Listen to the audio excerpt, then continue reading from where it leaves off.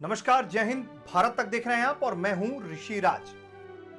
सौम्या संतोष Israel में आतंकी संगठन हमास के हमले में मारी गई भारतीय महिला। उनके मौत पर पूरे इजराइल ने दुख जताया था और हर संभव मदद करने की बात कही थी। अब इसी कड़ी में इजराइल के राष्ट्रपति रुवेन रिवलिन ने खुद सौम्या संतोष के परिवार को फोन किया और 11 मई को गाजा से फिलिस्तीनी उग्रवादियों के रॉकेट हमले में जान गंवाने वाली भारतीय केयरटेकर सौम्या संतोष के परिवार से बात की है। उनकी मृत्यु पर उन्होंने अपनी संवेदनाएं व्यक्त की हैं। केरल के इडुक्की जिले की रहने वाली सौम्या संतोष इजराइल के लॉन शहर के एक घर में एक बुजुर्ग महिला की देखभाल का काम करती थी। जिस वक्त यह हमला हुआ, सबसे दुखदाई बात यह है कि उस समय वो अपने पति से वीडियो कॉल के जरिए बात कर रही थी।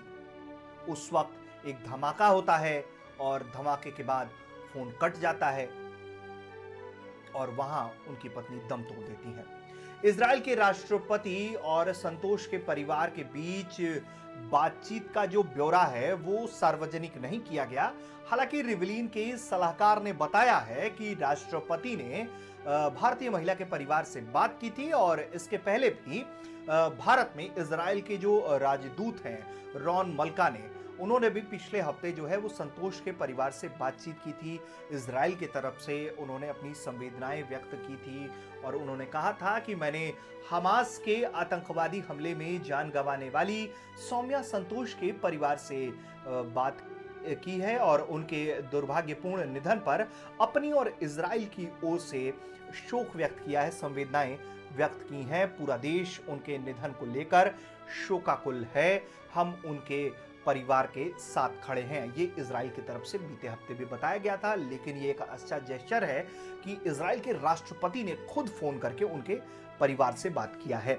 संतोष पिछले 7 साल से इजराइल में रह रही थी और उनका 9 साल का बेटा है जो उनके पति के साथ केरल में रहता था। बीते 7 साल से संतोष इजराइल में होम केयरटेकर के तौर पर काम कर रही थी और वहाँ इजराइल में ही वो रहती थी। परिवार उनका यहाँ केरल में रहता था। लेकिन जो फिलिस्तीन के बीच जो संघर्ष हुआ उसमें इजराइल फिलिस्तीन के संघर्ष में उनकी जान गई और अभी भी वो संघर्ष जारी है, जिसमें कुल अभी तक इजराइल के 12 लोगों ने जान गंवाई है, जिसमें सबसे ज्यादा जो सबसे ताजा जो मौत है वो 2 थाई मजदूरों की है। हाल ही में हमास के हमले के बाद जो है उनकी जान गई है इजराइल में। दोनों देशों के बीच जो है वो हिंसा थमने का नाम नहीं ले रही है। इजराइल फिलिस्तीन दोनों एक दूसरे के खिलाफ खड़े हैं और दोनों एक दूसरे के खिलाफ जो है वो कार्रवाई कर रहे हैं। भारत ने जो है यूएन में हाल ही में आवाज उठाई थी, इस पूरे जो हिंसा हो रही है उसकी निंदा की थी और भारत ने खास करके ये रेखांकित किया था कि जिस तरीके से गाजा पट्टी से